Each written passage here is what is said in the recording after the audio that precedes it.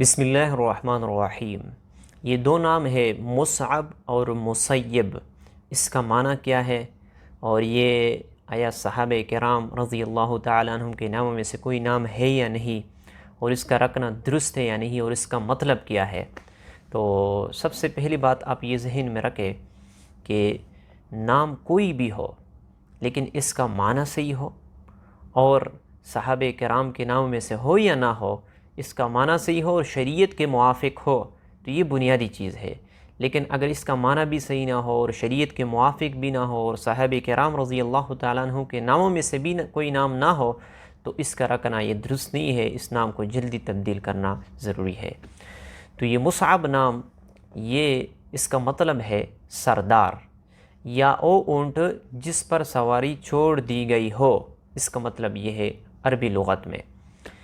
اور یہ مصعب یہ صحابی کا نام ہے، مصعب ابن عمیر، اس کا جو ہے نا معرفت الصحابہ ایک کتاب ہے، اس میں اس کا تذکرہ ہے۔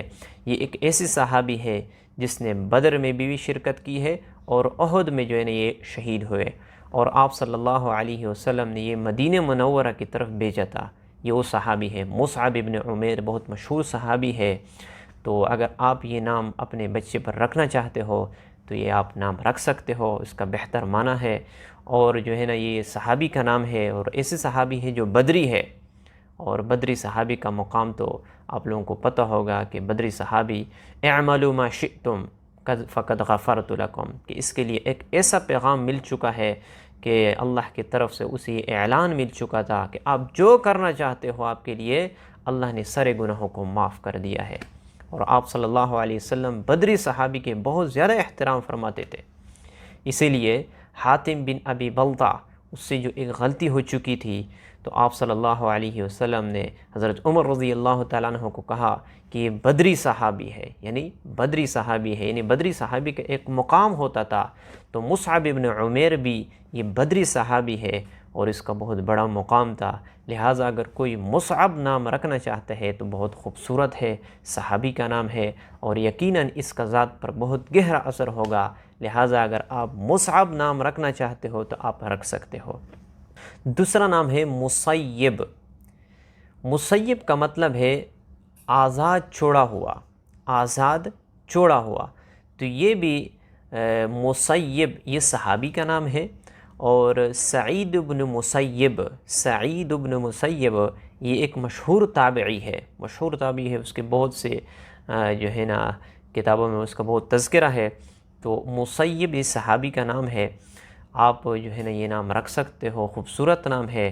اور مسیب کا نام المعجب الکبیر میں اس کا تذکرہ موجود ہے، لہٰذا یہ دو نام بہت خوبصورت ہے، پیارے ہے، اچھے مطلب ہے اس کا۔ اگر آپ اپنے بچے پر رکھنا چاہتے ہو مصعب اور مسیب تو آپ رکھ سکتے ہو، کیونکہ نام کا ذات پر بہت گہرا اثر ہوتا ہے۔ اور حضور صلی اللہ علیہ وسلم فرماتے ہیں کہ باپ بچے کو جو سب سے پہلا تحفہ دیتا ہے وہ نام کا دیتا ہے، لہٰذا اگر نام اچھا ہو تو یقیناً اس کی ذات پر بہت گہرا اثر ہوگا۔ اور یاد رکھنا قیامت کے دن انسان اپنے نام سے اور اپنے آبا کے نام سے پکارا جائے گا۔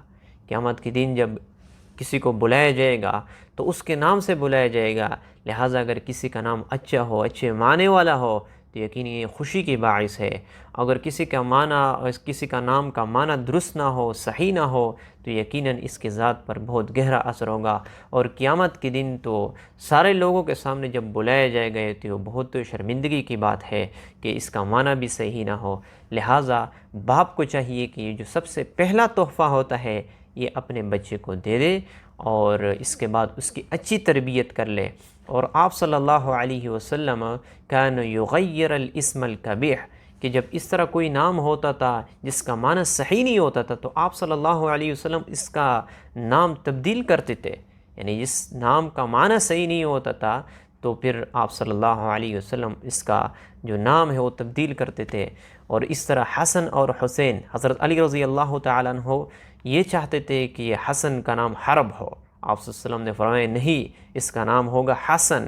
حسین جب پیدا ہوا رضی اللہ تعالیٰ عنہ تو حضرت علی رضی اللہ تعالیٰ عنہ چاہتے تھے کہ اس کا نام حرب ہو، لیکن آپ صلی اللہ علیہ وسلم نے فرمایا کہ نہیں، اس کا نام حسین ہوگا، تو یقیناً نام کا ذات پر بہت گہرا اثر ہوتا ہے۔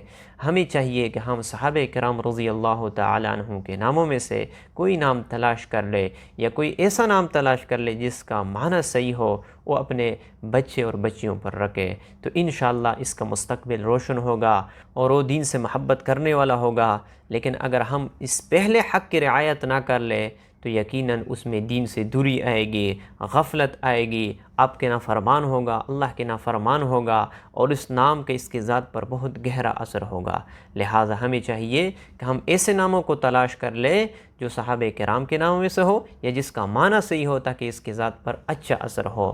تو مجھے امید ہے کہ آپ لوگوں کو یہ بات سمجھ میں آ چکی ہوگی۔